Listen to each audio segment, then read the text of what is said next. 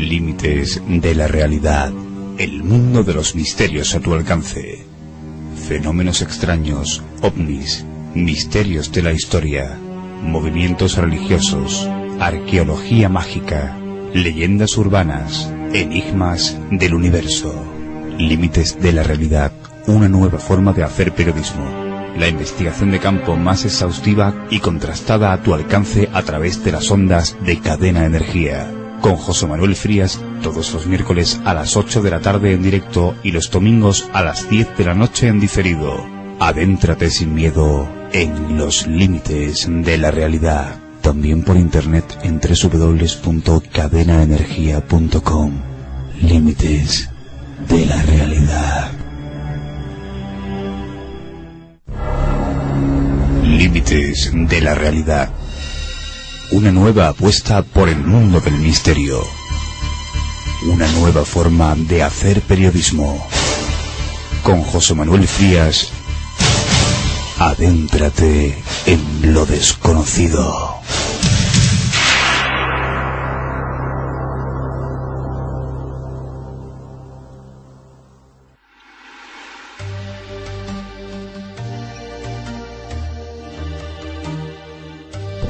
En el año 1776, el profesor de Derecho Adam Weishaupt fundó en Baviera la Orden de los Illuminati, a través de la cual defendía que la Iglesia y todos los gobiernos debían ser derrocados para establecer un gobierno mundial dirigido por la organización. Desde entonces, muchos ven su implicación en las revoluciones y guerras posteriores, pero el único hecho constatado es que el símbolo de la secta, una pirámide luminosa con un ojo en su interior, aparece en los billetes de dólar, lo que ha despertado las sospechas de su dominio sobre la mayor potencia de nuestros días, a la que poco a poco estarían convirtiendo en el árbitro supremo de todas las naciones. ¿Es cierto que actualmente existe una poderosa sociedad secreta, los Illuminati, a la que pertenecen los hombres más influyentes del planeta, aquellos que controlan los estratos más altos de la sociedad, la cultura, la política y la economía a nivel mundial? Esta noche desvelaremos el misterio.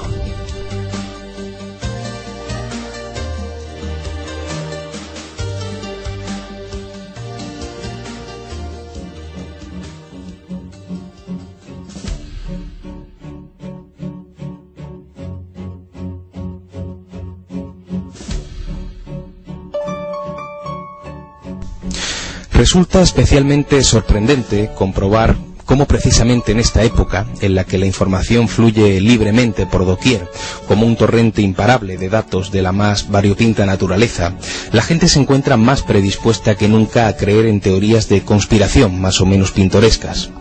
Mientras el mundo académico desprecia con olímpico desdén estos planteamientos, el pueblo ignora con igual contumacia la doctrina de historiadores y políticos. La idea de una élite que desde la sombra pretende hacerse con el control del mundo comenzó a hacerse parroquiana habitual de tascas y cafés, a frecuentar las sedes de grupos radicales, a acudir devotamente a las iglesias, y ya a finales del siglo XX se hizo adicta a Internet, una adicción que, lejos de perjudicarla, le ha otorgado la mayor grandeza y extensión de su historia. Pero ¿cuánto hay de leyenda en estas historias? Posiblemente mucho más de lo que suponen la mayoría de los conspiranoicos y mucho menos de lo que se pontifica en el mundo académico ortodoxo. El paso a la clandestinidad de los Illuminati no es algo ni mucho menos descabellado si tenemos en cuenta que la orden fue disuelta, pero sus dirigentes siguieron en libertad, bien en la propia Baviera, bien en el exilio. De hecho, su disolución oficial pudo ofrecerles una magnífica cortina de humo para continuar con sus maquinaciones de una forma mucho más cómoda. Más que a los creyentes, dedicamos los siguientes minutos a los que piensan que es ridícula la idea de un grupo secreto que desde la sombra dirige en gran medida los destinos del mundo. A lo largo de la noche veremos cómo una sombra sospechosamente similar a la de los presuntamente extinguidos Illuminati se proyecta sobre algunos de los acontecimientos más relevantes de los últimos 2 siglos. Se trata de una sombra que dirige y manipula, que miente, oculta y distorsiona.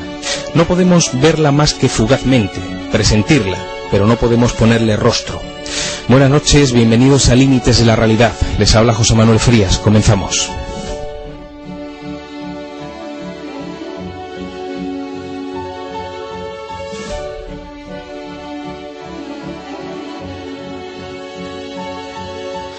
Hoy tenemos con nosotros a Santiago Camacho, autor de este libro, La conspiración de los Illuminati. Él es escritor y periodista y colabora con diversos medios de comunicación como la cadena SER, Radio Nacional y las revistas Más Allá, Año Cero y Generación 21. Ha publicado centenares de artículos y reportajes cuyo común denominador es la denuncia y la controversia. Buena parte de su trabajo se ha centrado en temas heterodoxos, de los que se ha convertido en referente obligado en nuestro país, como las sociedades secretas, los servicios de inteligencia y las teorías sobre la conspiración. Entre sus libros más destacados se encuentran 20 grandes conspiraciones de la historia, Las cloacas del imperio y Top Secret. Una de sus obras más recientes, como antes comentábamos, y que va a ser la base del presente programa, es La conspiración de los Illuminati, de la editorial La Esfera de los Libros. Santiago Camacho, buenas noches. Hola, ¿qué tal? Muy buenas noches. Bueno, toda esta aventura tiene su origen en un movimiento que nació en el siglo XVIII, conocido como los Iluminados de Baviera. ¿Podrías hablarnos a grandes rasgos de cómo se forja una de las sociedades oficialmente más breves de la historia? Pues la verdad es que el trabajo de forja precisamente de los Iluminados de Baviera es casi al 100% atribuible a la obra personal de este personaje que citabais en la introducción de Adam Weishaupt. Weishaupt es, yo creo que uno de los personajes más injustamente olvidados de la historia universal. Injustamente por dos motivos. Injustamente por la que yo creo que ha sido una aportación trascendente a los acontecimientos del mundo desde 1776 hasta nuestros días, e injusto también por cuanto a que es un personaje con una biografía apasionante, digna de protagonizar la mejor novela histórica, pero en absoluto novelesca, es decir, completamente real. Estamos hablando de un hombre que muy joven, de un hombre que con 28 años ya era catedrático de Derecho Canónico en la universidad, con 20 años, con 28 fue cuando fundó los Illuminati, con 20 años ya había accedido a la cátedra de Derecho Canónico de la Universidad de Ingolstadt, uno de los centros culturales más importantes de la Europa del momento, un tipo superdotado que antes de eso se había convertido en uno de los personajes más versados de toda Europa en cultura clásica, un tipo con muchas inquietudes que había estudiado junto a los jesuitas y que hasta precisamente el momento en el que abandona la esfera de la Compañía de Jesús no había mostrado especiales inquietudes políticas. Algo le pasa junto a los jesuitas, algo que queda en una especie de caja negra de la historia, de lo cual no sabemos absolutamente nada, que hace que este brillante personaje adquiera una dimensión nueva y se convierta en un enemigo feroz de la Iglesia y de la monarquía. Se convierte en no solamente no ya ni en ateo ni en republicano, sino en una persona con un ferviente deseo de aniquilar estas dos instituciones de una manera absoluta. ¿Y qué hace? Pues funda una sociedad. Al principio son literalmente 4 amigos. Es él y un puñado de sus propios alumnos de la universidad, que estaría llamada a ser la Orden de los Illuminati y posiblemente la sociedad secreta más importante. ¿Y cómo lo consigue? Lo consigue porque estamos hablando de una persona muy fría, muy calculadora y en absoluto un iluso. Era un tipo que cuando estaba con aquellos 4 amigos sabía que eran 4 amigos y era perfectamente consciente de las limitaciones del pequeño grupúsculo que estaba creando. Pero su brillantez le lleva a, en vez de intentar expandirse como sería lo usual, haciendo proselitismo e intentando captar cada vez más miembros, infiltrándose como una especie de virus en otra sociedad secreta mucho más importante, mucho más influyente y completamente establecida, como era la masonería. Bueno, en aquel momento pues parece que las pretensiones que tenía eran las que tú comentabas, ¿no? Derrocar a la Iglesia, derrocar a los gobiernos, pero ¿qué era exactamente lo que buscaban? ¿Cuáles eran las metas que tenía esta sociedad, que creo que podíamos definir como sociedad política, ¿no? Sí, de hecho, fíjate si es así, que en el pensamiento de lo que más tarde sería el socialismo utópico, el anarquismo o el mismo comunismo, el pensamiento de Weishaupt, pero confesado por los propios Marx y Engels o Bakunin, tuvo una influencia decisiva. Y ellos pretendían varias cosas. Como hemos dicho, sobre todo acabar para siempre con las monarquías absolutas. Incluso yo creo que hasta con las monarquías parlamentarias. Es decir, promover la república como forma de gobierno a nivel global. eran protocomunistas, digámoslo así, pretendían eliminar las desigualdades sociales, buscar un régimen igualitario y a ser posible pues muy parecido a lo que luego sería el comunismo, y incluso cosas mucho más ambiciosas. Por ejemplo, buscar una especie de gobierno universal para todo el planeta, abolir el concepto de nación y de patria, y que los hombres tuvieran como única patria pues la humanidad. Y por último, y posiblemente el factor que a lo mejor sí que es el más importante, pero desde luego sí que es por el que más se les ha conocido y por el que más notoriedad han tenido, pues abolir la religión y muy especialmente la presencia del cristianismo en la sociedad civil. En un principio se podía en su ideario transigir con una sociedad laica, con una sociedad en la que lo religioso solamente estuviese presente en lo estrictamente espiritual, pero si leemos de cerca, si leemos atentamente lo dejado por Adam Weishaupt, descubrimos que lo que realmente él pretende es sacar para siempre la religión del pensamiento humano y tender a una sociedad de tipo completamente racional. Comentabas hace un momento, Santiago, que la idea de Adam Weishaupt era ir infiltrándose poco a poco en diferentes estatutos, ¿no? Como un virus, tú lo definías bastante bien. Correcto. Pero ¿hasta dónde llegaron los tentáculos en aquel momento, en la época de Adams? En la época de Adam Weishaupt llegaron tremendamente lejos, mucho más de lo que parece. Sobre todo tuvieron especial éxito a la hora de como hemos dicho, infiltrarse en la masonería. Esa realmente es su jugada maestra. Para ello, Weishaupt era un personaje bastante manipulador, tenía unas desarrolladas habilidades sociales que utilizaba muy bien, y consiguió de alguna manera seducir al marqués de Constanzo, y sobre todo el barón von Nigge, que era posiblemente el personaje más respetado, el gran patriarca, digámoslo así en cierta manera, de la masonería alemana de aquella época. Ambos traban una amistad y lo utiliza para que la orden Illuminati no solamente tenga presencia y empiece a recoger acólitos, empiece a recoger adeptos dentro de las filas de las logias, sino también para que se convierta en una sociedad secreta dentro de la sociedad secreta, con unos rituales, con una simbología. De hecho, el barón von Nigge es el autor apócrifo, se le atribuye el famoso símbolo del ojo sobre la pirámide truncada. Es el autor de los ritos de iniciación, de los diferentes grados de la orden, y es un personaje que en un momento dado descubre que de alguna manera se le ha engañado y rompe para siempre con Weishaupt y con la orden Illuminati. De hecho, una cosa muy curiosa es que Nigge era un individuo que todas sus biografías y todas las referencias que tenemos de él era de un individuo sumamente religioso, católico, practicante y bastante piadoso, con lo cual efectivamente descubrimos que algún tipo de manipulación o de engaño tuvo que sufrir por parte de Weishaupt para que colaborase tan directamente en sus planes. Esa introducción en la masonería les lleva a que, por ejemplo, en las épocas previas a la Revolución Francesa, las logias que más tarde serían las más ardientes defensoras de la revolución, las más implicadas, porque no toda la masonería francesa, como dicen algunos autores, estuvo implicada en la Revolución Francesa, sino que realmente hubo también una escisión entre logias más conservadoras y logias revolucionarias, las que formaron más tarde pues el partido de los jacobinos.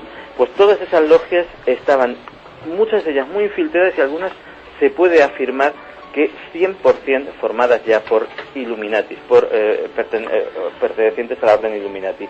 Tanto es así que se sabe que Marat, Danton, Robespierre incluso con el agravante, llamémoslo así, de ser amigo personal de Adam Weishaupt, pues los personajes protagonistas de los más sangrientos episodios de la revolución eran personas que, como poco, en algún momento habían mostrado su simpatía hacia Weishaupt y su obra.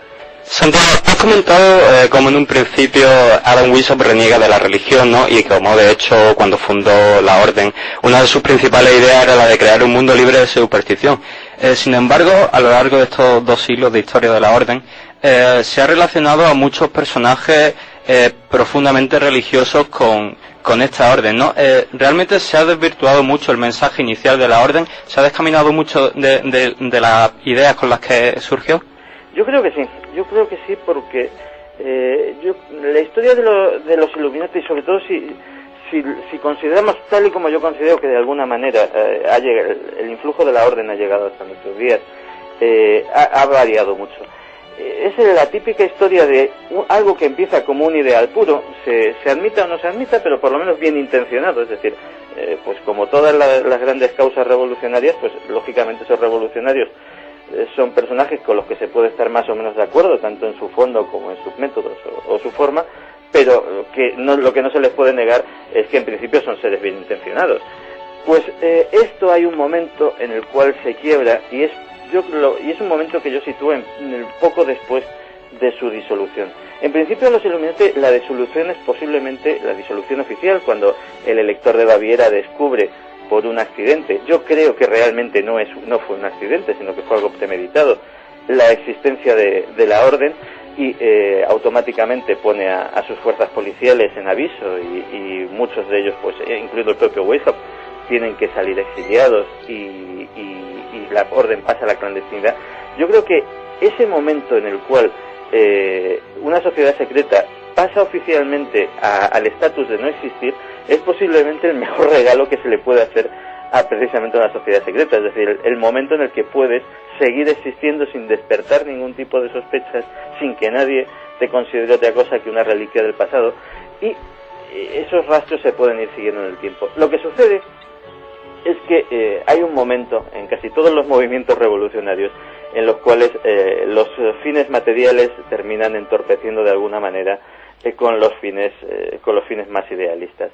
En este caso yo creo que el personaje clave es el banquero Rothschild.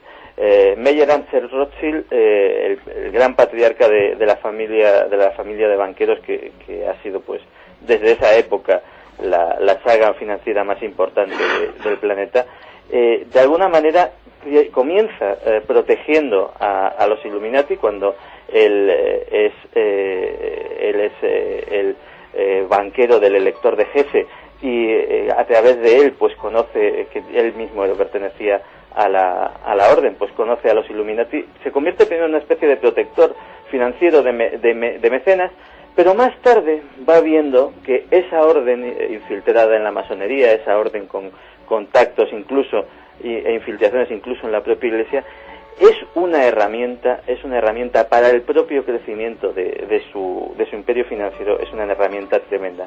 Y de benefactor pasa a ser benefactor interesado.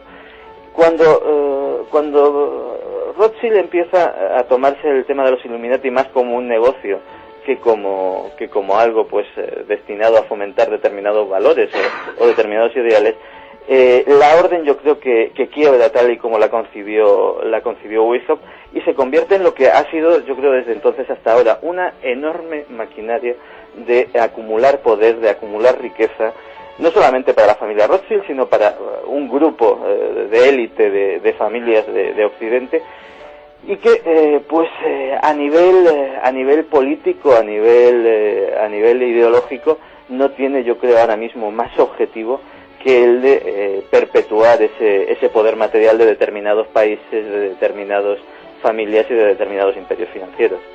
Hoy día existen grupos que se autocalifican Illuminati, de hecho uno de ellos parece tener bastante solvencia, es fundado por el español Gabriel López de Rojas en 1995, tú logras ponerte en contacto con este gran maestre, entrevistarlo, y eso se convierte en el colofón de tu libro. Durante tus encuentros con Gabriel, ¿qué datos obtienes respecto al funcionamiento interno del grupo? ¿Qué tipo de pasos o de funciones tiene un iniciado en esta sociedad? Vamos a ver, Gabriel López de Rojas es un tipo cuando menos curioso, le conozco hace muchos años, además fue una cuestión completamente accidental, y he tenido ocasión de ir siguiendo el inicio de esta orden Illuminati, Y la verdad es que te puedo asegurar que, hombre, Dios me libre de calificarle como un nuevo Weishaupt, pero sí que es una persona que absolutamente de la nada, con unos medios completamente, digámoslo así, bastante precarios, sobre todo en lo material, ha conseguido, yo mismo a veces me pregunto cómo, ha conseguido hacerse con el respeto y el reconocimiento de organizaciones esotéricas a nivel internacional muy importantes y muy respetadas, y sobre todo con un número creciente de adeptos, que muchos de ellos captados a través de internet, pero que efectivamente pues ahí están, y que está de todas las organizaciones que ahora mismo reclaman la legitimidad de los Illuminati, pues no solamente es la que yo creo, por haber estudiado, digamos, los papeles, los rituales, etcétera, etcétera, que de alguna manera sigue más fielmente el ideario original de Weishaupt, sino que además es la que más éxito material está teniendo. ¿Qué buscan estos adeptos, o estos nuevos Illuminati?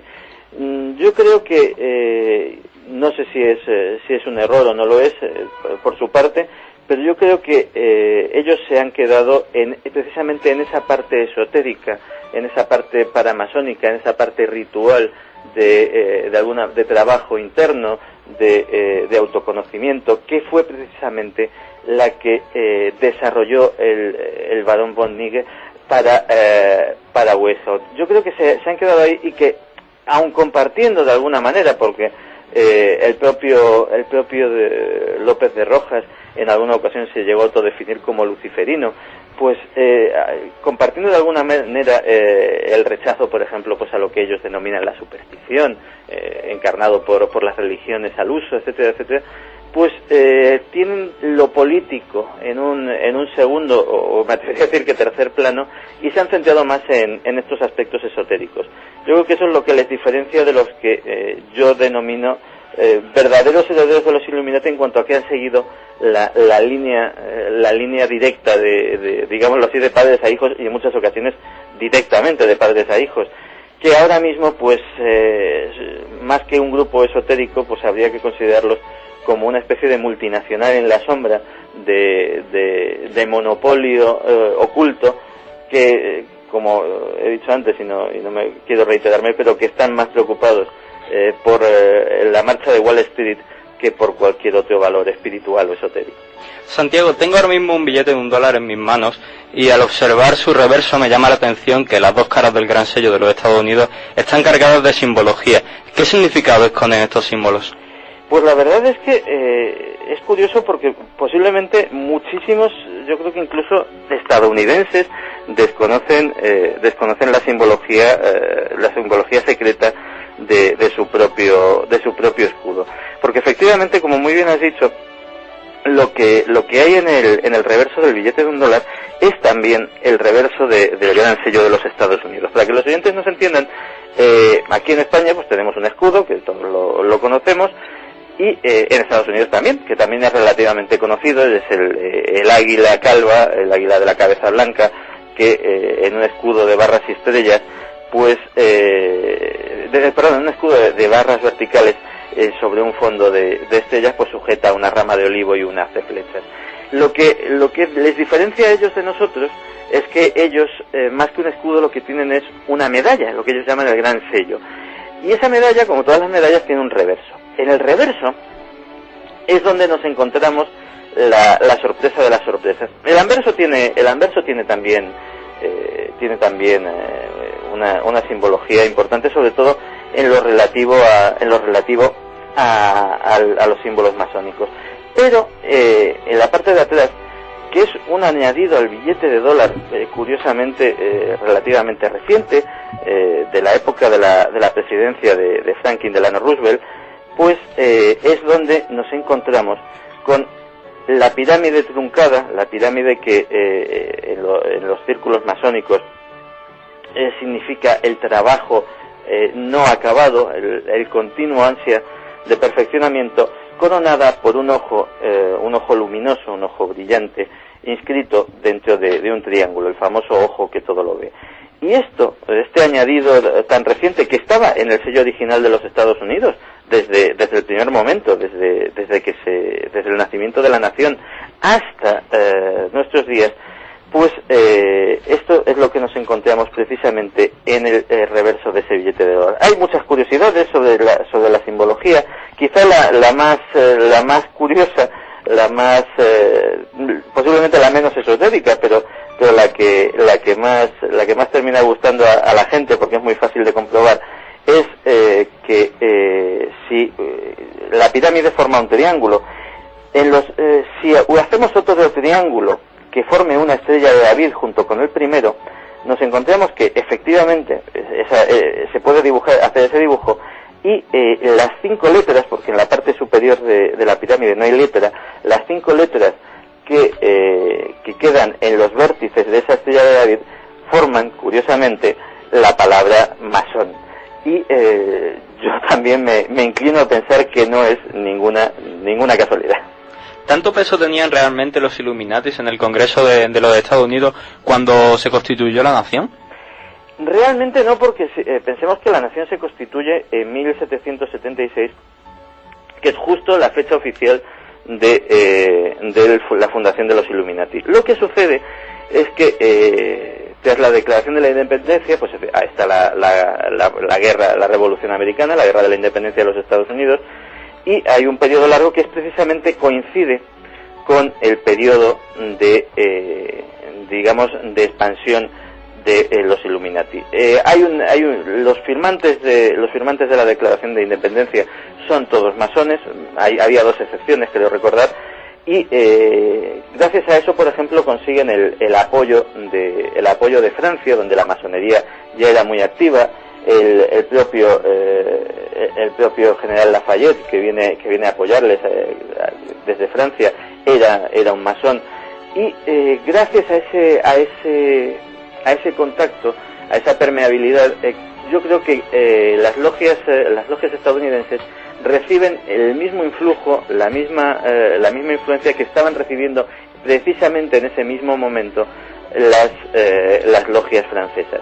Tanto es así que, de hecho, entre los cuando ya está bien constituida la República, en la época, en los primeros años de los Estados Unidos, en la época de la presidencia de Andrew Jackson, hay un auténtico, lo que se denomina, y de hecho los historiadores estadounidenses lo llaman así, el pánico Illuminati.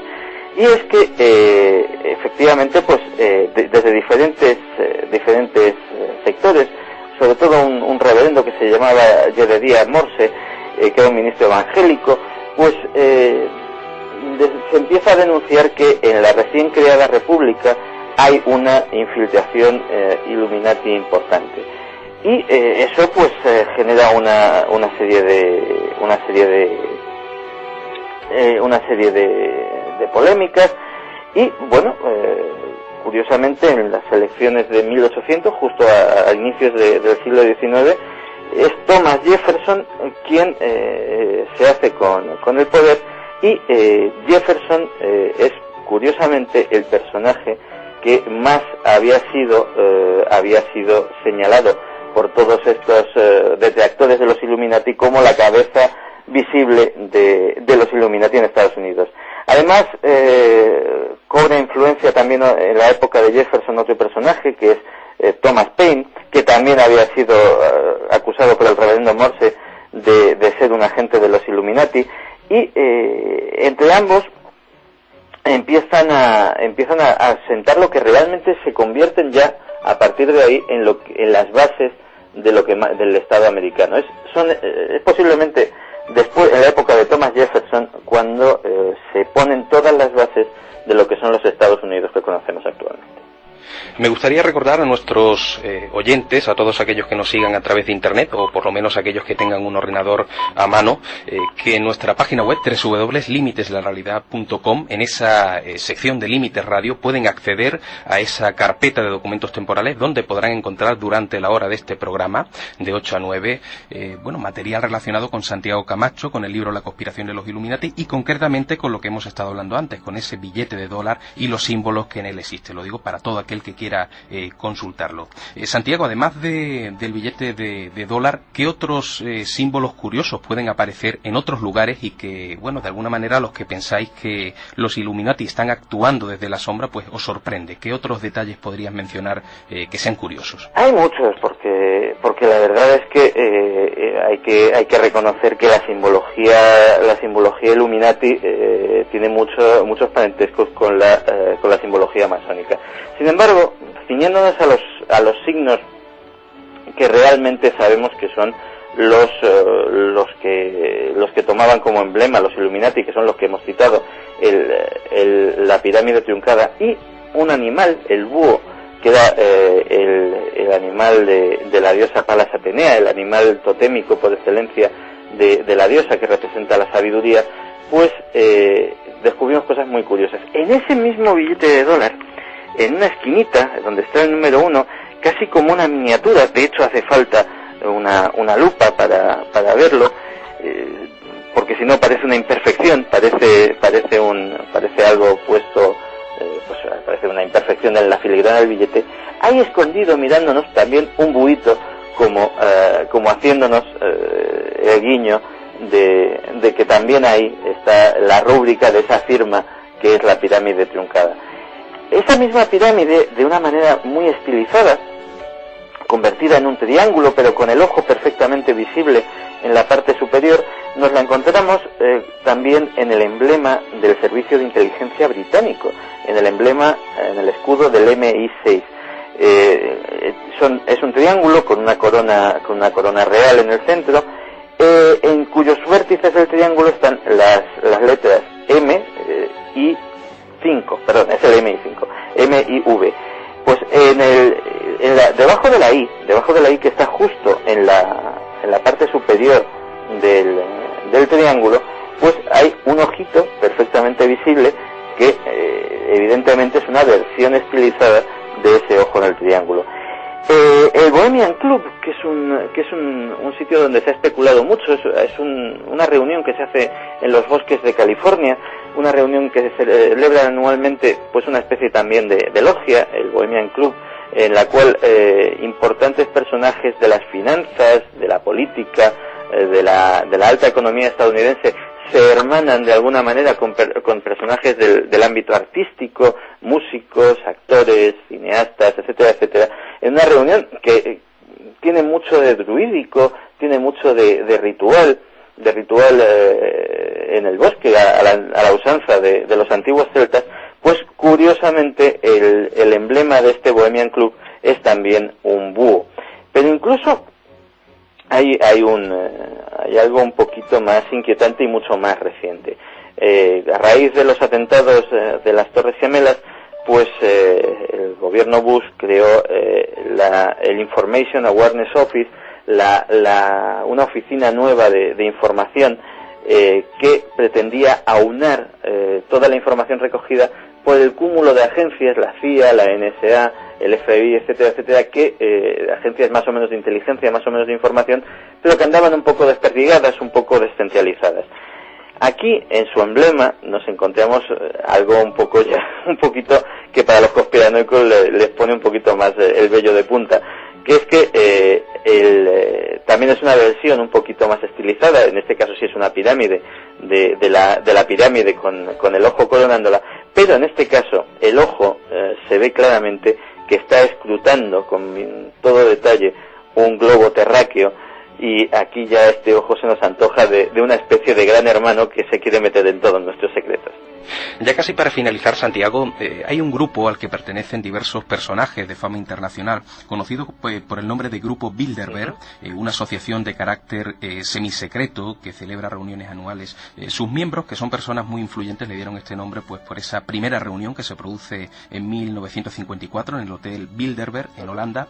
Pero ¿qué relación podría tener el Grupo Bilderberg con los Illuminati o al contrario?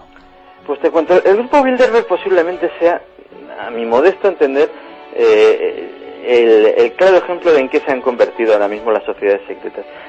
La única corrección que me permito hacerte de lo que has dicho es que ellos no se dieron ese nombre, ni siquiera tienen nombre a día de hoy. Es decir, la gente le empezó a llamar al Grupo Bilderberg por llamarle de alguna manera, pero incluso habían optado por la sibilina táctica de no tener nombre, porque aquello que no se puede nombrar es como mucho más difícil de decir. Sí, son esos que se reúnen, pero ¿cómo? ¿Cuándo? Entonces al final fue, y yo creo que lo han terminado incluso adoptando ellos mismos, pero fue algo que les vino de terceras. El grupo Bilderberg lo funda el príncipe Bernardo de Holanda en los años 50, junto con otro grupo de pensadores, políticos, con el fin teórico de generar un grupo de debate en el que los políticos y líderes occidentales pues puedan intercambiar ideas y hacer de alguna manera planes para el futuro. Claro, todo esto queda muy bonito, dicho así, pero teniendo en cuenta que van jefes de Estado, ministros, empresarios de muy alto calado, todo tipo de personalidades que no van, o sea, tú no puedes, por muy empresario y muy ministro que seas, tú no puedes decir, oiga, yo quiero ir ahí. Te tienen que elegir ellos, es decir, te tienen que invitar. Y sobre todo lo más inquietante, se reúnen una semana en un hotel de lujo en alguna parte del mundo. En España fue, por ejemplo, en el balneario de La Toja. Ese hotel se cierra, se rodea todo un perímetro de seguridad muy amplio en el cual no se deja entrar a nadie, y esa gente está ahí reunida durante unos días, una semana, hablando de sus cosas. ¿Qué son sus cosas? Pues no lo sabemos. ¿Y por qué no lo sabemos? Porque no sale ni un solo informe, ni una sola intervención, ni un solo orden del día. No sabemos qué asuntos se han tratado, no sabemos quién ha hablado, no sabemos quién ha dicho qué. Y todo eso, pues quieras que no, parece inquietante. De hecho, ellos se explican diciendo que la regla de no atribución, porque así la llaman, sirve para que los personajes invitados puedan expresarse con sinceridad, sabiendo que nadie va a saber lo que han dicho, lo cual sigue siendo inquietante porque quiere decir que nuestros políticos, nuestros líderes, nuestros empresarios dicen en privado cosas que no quieren que oigamos, lo cual no deja de tener su aquel. La unión con el grupo Bilderberg, que es lo que me preguntabas, es la siguiente.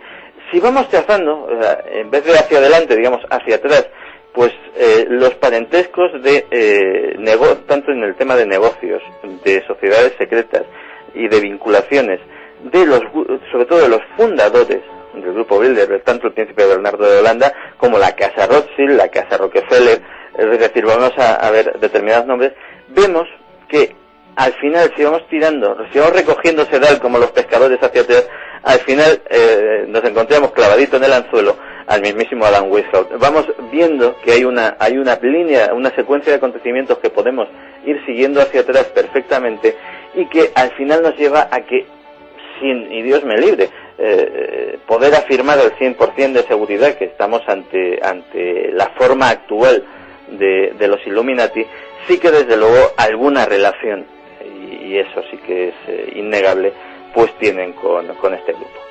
Ya para finalizar, compañero, ¿cuáles serían los personajes conocidos, famosos, que podrían pertenecer a estas sociedades secretas? Hablamos de Illuminatis, masones, grupo Bilderberg. Pues la verdad es que en cuanto a Illuminatis, desde el punto de vista de que no sabemos si realmente siguen existiendo, pues no tenemos ni idea. En cuanto a masones, son muy discretos. Curiosamente, los del grupo Bilderberg los sabemos todos, porque, y de hecho no vamos aquí a desvelar ni siquiera ningún secreto, porque el grupo Bilderberg, igual que es muy poco transparente con el tema de qué hacen, sí que en sus propios documentos y en sus propias páginas web tienen públicamente publicado quiénes son los que han participado en las diferentes reuniones.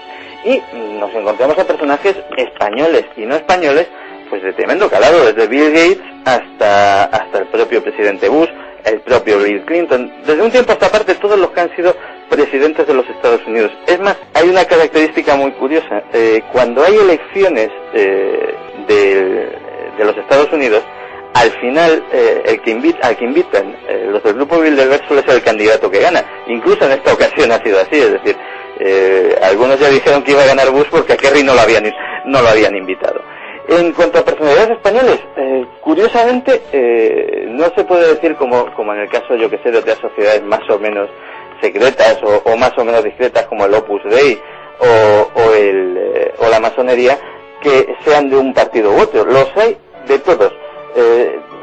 Pues tenemos el caso de Esperanza Aguirre, que ha acudido alguna vez, o de Joaquín Almunia, por decir otro, del otro lado del espectro político, de Rodrigo Rato o de Pedro Solbes. Es decir, y eso no solamente es algo que se repita, que se ve en España. En Estados Unidos van demócratas y republicanos, representando al Reino Unido van conservadores y laboristas. Es decir, realmente en ese sentido no es un grupo con una adscripción a unos ideales políticos, sino que desde luego estamos hablando de otra cosa que está por encima de esos ideales. Desde luego, Santiago, si la meta de los Illuminati es establecer la paz y la armonía en el mundo, caso de que la sociedad aún esté en activo, desde luego les queda mucho trabajo por hacer. En fin, para más información recomendamos la obra La conspiración de los Illuminati, de la editorial La Esfera de los Libros. Santiago Camacho, un fuerte abrazo, amigo. Pues muchísimas gracias, ha sido un placer. Buenas noches. Buenas noches.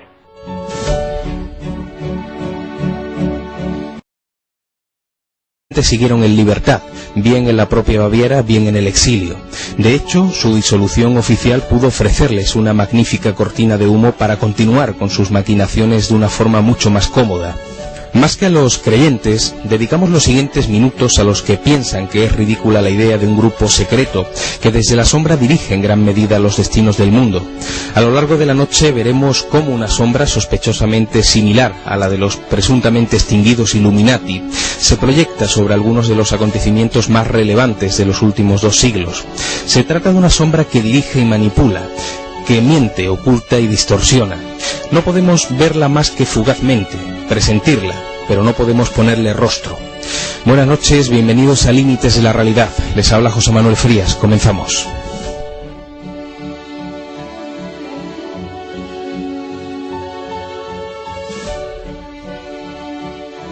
Límites de la realidad.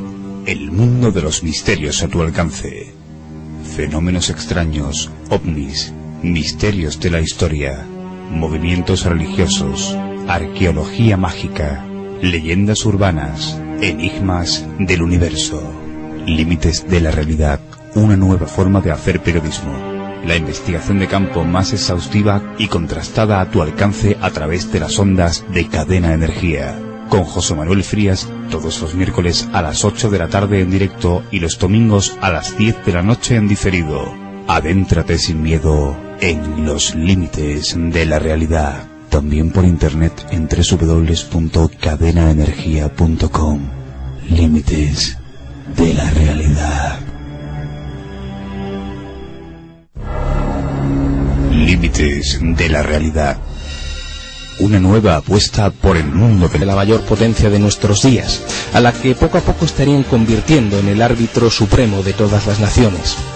¿Es cierto que actualmente existe una poderosa sociedad secreta, los Illuminati, a la que pertenecen los hombres más influyentes del planeta, aquellos que controlan los estratos más altos de la sociedad, la cultura, la política y la economía a nivel mundial? Esta noche desvelaremos el misterio.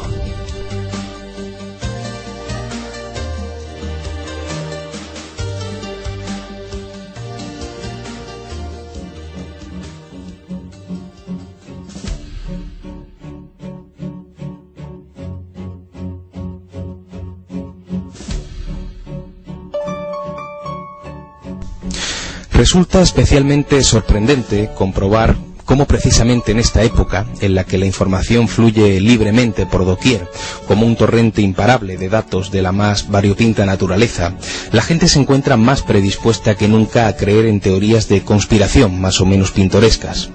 Mientras el mundo académico desprecia con olímpico desdén estos planteamientos, el pueblo ignora con igual contumacia la doctrina de historiadores y políticos. La idea de una élite que desde la sombra pretende hacerse con el control del mundo comenzó a hacerse parroquiana habitual de tascas y cafés, a frecuentar las sedes de grupos radicales, a acudir devotamente a las iglesias, y ya a finales del siglo XX se hizo adicta a Internet, una adicción que, lejos de perjudicarla, le ha otorgado la mayor grandeza y extensión de su historia. Pero ¿cuánto hay de leyenda en estas historias? Posiblemente mucho más de lo que suponen la mayoría de los conspiranoicos y mucho menos de lo que se pontifica en el mundo académico ortodoxo. El paso a la clandestinidad de los Illuminati no es algo ni mucho menos descabellado si tenemos en cuenta que la orden fue disuelta, pero sus dirigentes... Misterio. Una nueva forma de hacer periodismo. Con José Manuel Frías. Adéntrate en lo desconocido.